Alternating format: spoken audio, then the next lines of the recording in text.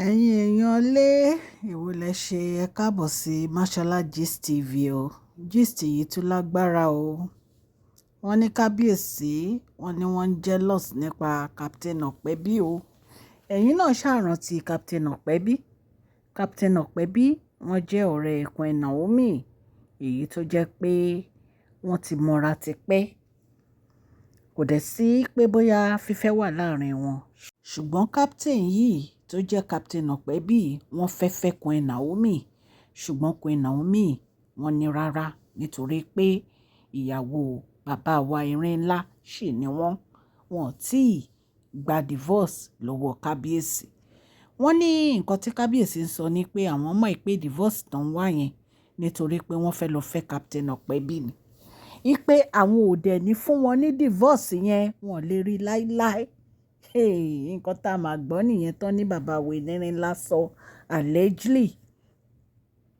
Wọ́n ní captain yìí ó jẹ́ captain kan tó yẹ pé ó ti ń wá Queen Naomi tipẹ́tipẹ́. A ti sọ gist captain yìí rí ní bíi oṣù mélòó kan sẹ́yìn torí pé wọ́n ní captain yìí ó ní a lot of airlines. Pé in fact gan wọ́n ní ó lówó ju kábíyèsí lọ falai. Pé owó wà lọ́wọ́ captain yìí.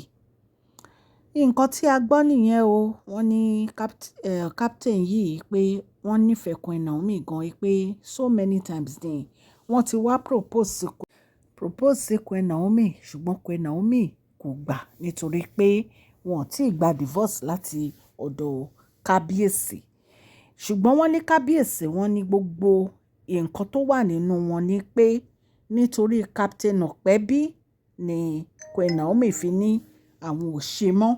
Wọ́n dẹ̀ ní àwọn ò ní ever grant Queen Naomi ní divorce. Pé divorce tí Queen Naomi ń wá yẹn, pé Queen Naomi ò ní rí o. Pé àwọn ò ní jẹ́ kí àwọn ò ní fún wọn ní divorce. Àwọn ò ní jẹ́ kúrò ní àkàtà wọn. Pé kò ṣeé ṣe. Ẹ̀yin èèyàn lé ẹ̀ rí pé èyí tún lágbára. Bí a ṣe gbọ́ allegedly nìyẹn o. Wọ́n ní kábíyèsí wọ́n ní wọ́n fi ọ̀rọ̀ Queen Naomi ṣeré. Pé wọ́n dẹ̀ jealous gan lórí ọ̀rọ̀ Queen Naomi. Nǹkan tá a gbọ́ nìyẹn pé àwọn ò ní fún Queen Naomi ní divorce o kí wọ́n wá lọ marry Captain Opebi. Ẹ̀yin èèyàn lé. Wọ́n ní kábíyèsí tún bínú sí ẹ̀gbọ́n wọn. Pé kí ló dé tí ẹ̀gbọ́n wọn máa ní pé kí ìyá nífà help Queen Naomi láti get divorce. Allegedly bí a ṣe gbọ́. Pé kí ló kan ẹ̀gbọ́n wọn pẹ̀lú ọ̀rọ̀ Queen Naomi. Pé kí ẹ̀gbọ́n àwọn kó mind business wọn. Pé wọn kì í dá sí ọ̀rọ̀ ìyàwó àtọkọ. Pé ṣé àwọn sọ fún èèyàn kankan pé àwọn fẹ́ fún Queen Naomi ní divorce ni. Pé àwọn ò sọ fún èèyàn kankan pé àwọn fẹ́ fún Queen Naomi ní divorce. Pé so kí wọ́n fi ọ̀rọ̀ àwọn àti Queen Naomi sílẹ̀. Wípé àwọn làwọn ríra àwọn dẹ̀ ni àwọn máa parí ìjà wọn. Pé gbogbo nǹkan tó ń ṣẹlẹ̀ yìí pé inú ń bí Queen Naomi ni. Pé àwọn mọ̀ pé tó bá yá Queen Naomi wọ́n á já wọn ní o. Ẹ̀yin èèyàn lé nǹkan tá a gbọ́ nìyẹn allegedly tán ní kábíyèsí sọ. Ṣùgbọ́n ṣé bí a ṣe máa dákẹ́ sí orí ọ̀rọ̀ Queen Naomi ni lórí ọ̀rọ̀ pé kábíyèsí ń fẹ́ ìyàwó jọ yìí òun náà ni ẹ̀gbọ́n wọn ń bínú lé lórí. Pé báwo ni kábíyèsí a ṣe máa kó gbogbo àwọn obìnrin yìí jọ tí wọn dẹ̀ ní jẹ́ kí Queen Naomi move on pẹ̀lú life wọn. Pé enough is enough. Wọ́n ní ìgbà tí kábíyèsí gbọ́rọ̀ yẹn wọ́n ní inú bí kábíyèsí gan ni ẹ̀yin èèyàn lé. Bí a ṣe gbọ́ wọ́n ní ìyá onífá ní àwọn lè bá Queen Naomi ṣe gbogbo àwọn ritual èyí tó jẹ́ pé wọ́n á fi free. Wọ́n ní ẹ̀gbọ́n kábíyèsí Prince wọ́n ní wọ́n láwọn máa ṣe fún Queen Naomi o nítorí pé ẹ̀jẹ̀ kábíyèsí ni wọ́n need láti lè dúró láti lè fi ṣe ritual yẹn. Wọ́n ní ó dàbí ẹni pé parọ́pò àwọn náà support ọ̀rọ̀ yìí nítorí pé wọ́n ní kábíyèsí ò fẹ́ gbà láti free Queen Naomi. pé kábíyèsí ní pé àwọn ò lè fi Queen Naomi sílẹ̀. Wọ́n ní ẹ̀gbọ́n wọn ní kí ló dé tí wọ́n fi ní free Queen Naomi. Ipe ṣe bí wọ́n ní ìyàwó púpọ̀. Ipe wọ́n dẹ̀ tún ń gbégbèsè láti fẹ́ àwọn olórí tuntun. Ipe so nítorí ìdí èyí kí wọ́n yọ̀ǹda Queen Naomi kí wọ́n jẹ́ kán máa lọ. Allegedly bí mo ṣe sọ fún yín, mi ìbá kábíyèsí gbénu palace o. Nǹkan tá a gbọ́ la wá torchlight sí. Wọ́n ní ẹ̀gbọ́n kábíyèsí ní àwọn máa dúró gẹ́gẹ́ bí ẹ̀jẹ̀ fún kábíyèsí láti ṣe gbogbo ritual yẹn láti fi free Queen Naomi. Ipe kí wọ́n máa bá tiwọn lọ, káwọn lọ move on pẹ̀lú life wọn. Àmọ́ bóyá lóòótọ́ òun gangan ni gist tí a gbọ́ yìí.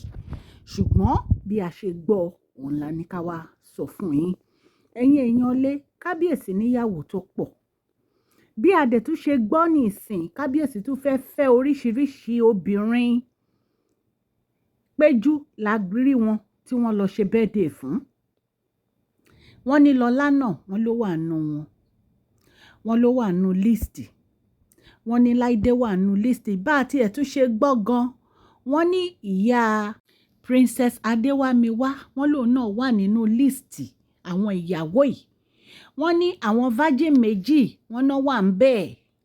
Àmọ́ bóyá lóòótọ́ ni àbí rọ́. Wọ́n ní surrogate mom àǹtí Wahé, wọ́n lòun náà wà nínú list. Wọ́n dẹ̀ ti sọ, onífá ti sọ pé ìyàwó 9 ni kábíyèsí máa tún fẹ́ lé àwọn olórí ti tẹ́lẹ̀. Wọ́n á wá jẹ́ 15. Wọ́n ní láàrin ọdún 5 ọmọ 9 ìyàwó 15. Nǹkan tán ló ní fá sọ nìyẹn. Wọ́n ní ọ̀rọ̀ yìí, wọ́n ní ó gba parọ́pò lọ́kàn pé kí ló dé. Ipe kí ni kábíyèsí ń wá kiri, kí náà ń wá, kí ló dé tó ń fẹ́ gbogbo àwọn obìnrin. Nǹkan tá a gbọ́ nìyẹn ẹ̀yin èèyàn lé. Ṣùgbọ́n àti yọ̀ǹda Queen Naomi ò ní gbogbo wa ń sọ. Kán fẹ́ gbogbo àwọn ìyàwó tán bá fẹ́, kán yọ̀ǹda Queen Naomi, kán jẹ́ kí Queen Naomi kán máa bá tiwọn lọ. Because ọmọdé ara Queen Naomi ni Queen Naomi. Wọ́n ní láti bẹ̀rẹ̀ ìgbésí ayé tuntun. Because ìgbésí ayé yìí bí ìgbà tó yẹ pé wọ́n kàn mú wọn sílẹ̀ ni. Tí wọ́n fẹ́ kí wọ́n lọ síwájú, tí wọ́n fẹ́ kán lọ sẹ́yìn. Lóòótọ́ ọmọ wà láàrin wọn, ṣùgbọ́n kì í ṣe gbogbo irú ìgbésí ayé báyìí ló báyàn lára mu. Ẹ ń kó gbogbo àwọn obìnrin yìí kiri. Ẹ ní jókòó tí ìyàwó yín, ọ̀dọ̀ àwọn obìnrin ilẹ̀ máa wà. Ṣé obìnrin wá wà furniture ni? Ṣé furniture lobìnrin ni? Because èyí ò bójú mu now. Enough is enough now. Wọ́n yọ̀ǹda yín, wọ́n ní kẹ́ lọ máa fẹ́ wọn, kẹ́ lọ máa bá wọn. Gbogbo bí Queen Naomi ṣe wà nínú palace ẹ̀, kábíyèsí ló ń rí gbogbo wọn lẹ́yọ kọ̀ọ̀kan ni. Ojú kábíyèsí ò kúrò lára Péjú. Ojú kábíyèsí ò kúrò lára Lọlá. Ojú kábíyèsí ò kúrò lára Láìdé. Àwọn náà lọ ń bẹ̀ wọ́n. So Queen Naomi dẹ̀ yọ̀ǹda, wọ́n ní kẹ́ ẹ máa lọ bá wọn. Still yet ẹ̀ tó fẹ́ fi Queen Naomi sílẹ̀. Kí ló dé? Èyí lágbára o. Bí a ṣe gbọ́ nìyẹn ìyẹn ará ilé o. Wọ́n ní list yẹn pọ̀. In fact gan àti ẹ̀tún gbọ́ pé Àbíkẹ́ Jagaban gan ó wà nínú àwọn list yẹn. Tó bá wá jẹ́ lóòótọ́, tó bá jẹ́ rọ́, gbogbo yín náà lẹ máa rí. Ṣé bá ti ń rí ti Péjú ní ìsìn, pé kábíyèsí àti ẹ̀ wọ́n ti parí ìjà. Àṣàrí tán wà níbi bẹ́ẹ̀dì àwọn ní father of ceremony. Àwọn náà gbówó sílẹ̀. So kí là ń sọ? Gbogbo nǹkan tá à ń sọ yìí náà gbogbo ẹ̀ lẹ́ ń rí lórí social media. Àfi kọ́lọ́hun Elédùmarè kó ṣàánú fún kábíyèsí. So that kábíyèsí á fi realize gbogbo nǹkan tó ń ṣe.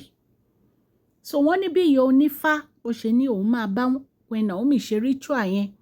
Wọ́n láwọn èèyàn gan wọ́n ti ń wá bó ṣe máa, tí wọ́n ṣe máa gbé ìyá onífá wá sí Nàìjíríà kí wọ́n wá ṣe gbogbo àwọn ritual yẹn fún Queen Naomi. Wọ́n ní bò, wọ́n ní ìdẹ̀jẹ́ kábíyèsí, wọ́n ní ẹ̀gbọ́n kábíyèsí dẹ̀ láwọn dúró gẹ́gẹ́ bí ẹ̀jẹ̀ wọn láti ṣe gbogbo àwọn ritual yẹn so that Queen Naomi á lè free. Ẹ̀yin èèyàn lé, tá bá tún gbọ́ update lórí ọ̀rọ̀ yìí a máa mú wá fún yín. Orúkọ mi ni Mashola Yorùbá ni mo máa ń sọ lórí ìkànnì yìí. À ń sọ nítorí pé a fẹ́ gbàgbé àṣà àti èdè wa dẹ̀ tún sọ fún ọ̀pọ̀lọpọ̀ àwọn tí wọ́n gbọ́ Gẹ̀ẹ́sì. Ẹ̀yin èèyàn lé, tẹ́ bá ti subscribe kẹ́ tẹ notification bell yín so that tá bá ti post any gist ẹ máa rí. Òkè ni ọlá yín á máa lọ, ọlá yín ò ní lọ ìsàlẹ̀. advert lórí ìkànnì ẹ kàn sí wa ní masholagistv@gmail.com. Ọlọ́run á ràn gbogbo etí tó ń gbọ́ mi lọ́wọ́ o. Ẹ má gbàgbé kẹ́ ẹ subscribe kẹ́ ẹ dẹ̀ fún fídíò yìí ní thumbs up. Please share this video, like and subscribe. God bless you all. Mashola Gist TV ń kí yín o.